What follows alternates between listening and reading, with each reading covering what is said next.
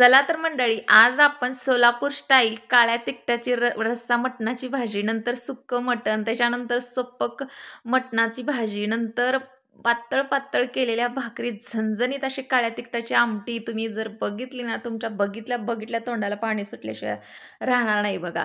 तर आमच्या इकडं सोलापूर स्टाईल काळ्या तिखटाची जी मटणाची रस्सा भाजी आहे ना, खायला एकदम छान लागते. म्हणजे काय म्हणताय, भाकरी जर काला करून झालं तर कमीत कमी एक माणूस 4 ते 5 भाकरी खाईल बघा. आणि जास्तीत जास्त म्हटलं तर मग त्याची लिमिट सोडून द्यायची. तर सुरुवातीला आपण काय करणार आहोत, मटणाला स्वच्छ धुवून घ्यायचं आणि 4 ते 5 गड्डे लसणाला अजिबात कंजूशी करायची नाही. सोलून चांगले त्याचे मीठ घालून का नाही पेस्ट बनवून घ्यायची आणि 1 चमचा हळद मटणामध्ये टाकायचं. त्याच्यानंतर जी लसणं आणि पेस्ट, लसणाची आणि मिठाची जी पेस्ट केली होती का नाही, ती सुद्धा त्याच्यात टाकायची आणि चांगलं मटणाला लावून घ्यायचं.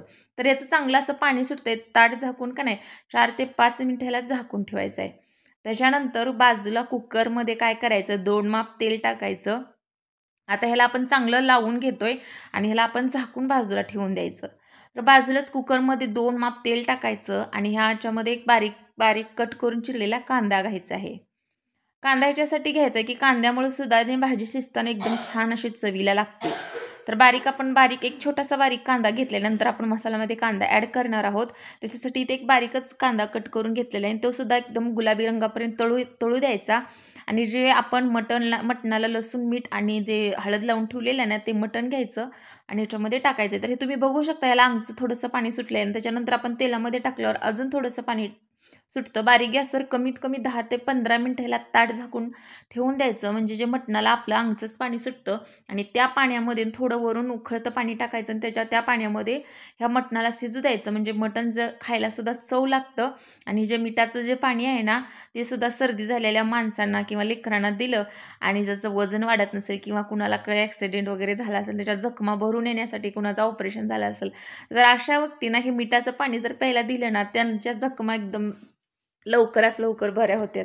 तर मस्तपैकी तर ताट झाकून द्यायचं आणि बाजूलाच आपण मसाल्याची तयारी करून घ्यायची. कांदे घ्यायचे 2 ते 3, खोबऱ्याचे तुकडे घेतलेत, नंतर टोमॅटो 2 ते 3 घेतलेत, तमालपत्र, लसणाचे 2 गड्डे सोलून घेतलेत, अद्रकचे 4-5 तुकडे घेतलेले आहेत, त्याच्यानंतर कोथिंबीर धुवून घेतलेली आहे आणि याचं चांगलं बारीक असं वाटण करून घ्यायचं. छान अशी पेस्ट झाली पाहिजे, एकदम बारीक वाटण करून घ्यायचं. म्हणजे असं कसं रस्सा एकदम मिळून येतो छान. हॉटेलमध्ये धाब्यावर जशी भाजी भेटते का नाही, त्याच्यापेक्षा सुद्धा 10 पटीनं ही भाजी खायला छान लागते. तुम्ही नक्की अशा पद्धतीनं ट्राय करून बघा. तर इथं मटणाला चांगलं अंगचं पाणी सुटले, तर बाजूलाच उकळतं पाणी मी करायला ठेवलं आहे. त्याचे उकळतं पाणी टाकायचं. म्हणजे भाजीला कधी पण थंड पाणी वापरायचं नाही मटणाच्या भाजीला. तर आता इथं उकळतं पाणी टाकायचं आणि कुकरचं टोप पण लावून द्यायचं आणि कमीत कमी ह्याला आपण 4 ते 5 शिट्ट्या द्यायच्या. तर 4 ते 5 शिट्ट्यामध्ये छान असं मटण शिजून निघतं. तुम्ही बघू शकता मिठाचं पाणीसुद्धा खूप थोडं राहिलं आहे. हे पाणी आपण बाजूला काढून ठेवू, म्हणजे लहान मुलांना खायला आणि भातासोबत खायला सगळ्यांना सुद्धा छान लागते. कुणाला तिखट भाजी जर जो कोणी तिखट कमी खात असेल, तर त्यांना हे मिठाचं जे पाणी आहे ना, ते द्यायचं. त्याच्यानंतर पातेल्यामध्ये 4 ते 5 माप तेल टाकायचं. तेलसुद्धा भरपूर वापरायचं, म्हणजे मटणाच्या भाजीला अशी तरी छान येते. आणि वरून जो आपण जे वाटलेला जो मसाला आहे का नाही, तो बारीक पेस्ट ती ह्याच्यामध्ये टाकायची आणि चांगलं ह्याला एक तेल सुटेपर्यंत चांगलं तळून घ्यायचं. या मसाल्याला चांगलं तेल सुटेपर्यंत गुलाबी रंगापर्यंत चांगलं तळून घ्यायचं आहे. जेवढा मसाला छान असा तळेल तेवढी भाजी खायला खमंग आणि चणचणीत लागते आणि चवीला सुद्धा छान लागते. तेल सुटेपर्यंत आपण ह्या मसाल्याला चांगलं परतून घेतलेलं आहे आणि घरकुल मटण मसाला पुढे याची एक टाकलेली आहे. दुसरा कुठलाही मसाला ह्याच्यात वापरायची गरज नाही. जो काळा तिखटाचा सोलापुरी तिखट आहे का नाही, त्याच्यामध्ये सगळे मसाले, खडे मसाले ॲड असतात आणि जे सोलापूरचं काळा तिखट मसाला आहे ना, इतकं भारी लागतो खायला. तुम्ही मटणाच्या भाजी तुम्ही बघू शकता, हे घरी बनवलेलं काळ्या तिखटाचं तिखट आहे. तर 2 चमचे मी टाकले, धण्याची एक पावडरची 1 चमचा टाकले आणि त्याच्यानंतर कांदा लसूण मसालासुद्धा 1 चमचा टाकलेला आहे. आणि मस्तपैकी हे सगळे मसाले चांगलं मिक्स करून घ्यायचं त्या मसाल्यामध्ये आणि परत एकदा 4 ते 5 मिनिट तेल सुटेपर्यंत ह्याला परतून घ्यायचं. आणि जे आपण बाजूला जेवढा आपल्याला रस्सा करायचा आहे, त्या मानानेच आपल्याला बाजूला उकळतं पाणी गरम करायला गॅसवर ठेवून द्यायचं आहे.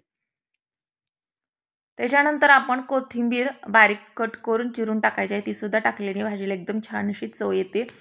आणि मसाल्यामध्ये चांगले कोथिंबीर मिक्स करून घ्यायचं आणि उकळतं जे पाणी बाजूला मी करायला ठेवलं आहे, ते सुद्धा आपल्याला ह्याच्यात टाकायचं आहे. जे शिजलेलं मटण आहे ते ह्याच्यामध्ये आपण टाकून घेऊया. सगळं शिजलेलं मटण आपण ह्याच्यामध्ये टाकायचं. छान असं इथं मसाल्यामध्ये मटण आपण मिक्स करून घेऊया.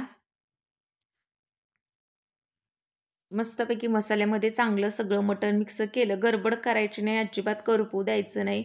छान असं मटणाचा वास, सुगंध एकदम घमघमाट येते. तुम्हाला काय सांगू, मसाल्याचा एकदम सुगंध छान आलेला आहे. कारण सगळे मसाले चांगले खरपूस कलर येईपर्यंत तळलेले आहे. त्याच्यामुळं कुठलाही मसाला कच्चा राहिलेला एकदम छान असा कलरसुद्धा आलेला आहे ह्याला.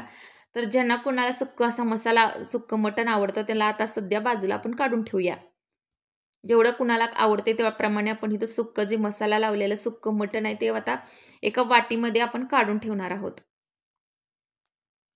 तर कुणाला काढायचं नसेल तरीही चालतं, पण आमच्या घरीमध्ये असं मसाल्याचं चांगलं मटण जे शिजलेलं आहे मसाल्यामध्ये ते खायला खूप छान लागतं, म्हणून वाटीमध्ये मी सुक्कं काढणार आहे. तर अशा पद्धतीचं तुम्हाला जर जास्त आवडत असेल तर तुम्ही 1 किलो मटण करून त्याच्यामधलं अर्धा किलो बाजूला काढून ठेवू शकता आणि अर्धा किलोची रस्सा भाजी तुम्ही बनवू शकता.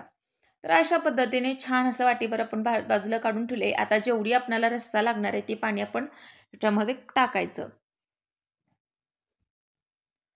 मस्त आपलं मिठाचं मटण बी त्याच्यामध्ये टाकलेलं आहे आणि गरम उकळतं पाणीसुद्धा टाकले. तर जेवढं आमच्या घरामध्ये रस्सा लागणार आहे तेवढंच मी पाणी टाकले. पाणीसुद्धा जास्त टाकायचं नाही, म्हणजे तेवढाच रस्सा खायलासुद्धा खूप छान लागतो. तर इथं झणझणीत तुम्ही बघू शकता एकदम धाबा स्टाईल किंवा हॉटेलमध्ये जशी रस्सा भेटते का नाही, अगदी तशीच झाली आहे. कलरसुद्धा खूप छान आलेला आहे आणि काळ्या तिखटाच्या मसाल्यामुळे एकदम तर्रीसुद्धा एकदम छान आलेली आहे. तर इथं झणझणीत मटणाचा रस्सा इथं तयार झालेला आहे. तर 30+ दिवशी तुम्ही नक्की अशी मटणाची भाजी बनवून खा. तर सोलापूर स्टाईलची भाजी तुम्हाला आवडली असेल तर लाईक, शेअर नक्की करा आणि परत भेटूया अशाच छान-छान व्हिडिओमध्ये. तर तुम्हाला ही मटणाची रस्सा भाजी आवडली असेल तर नक्की ट्राय करून बघा. तर बाय.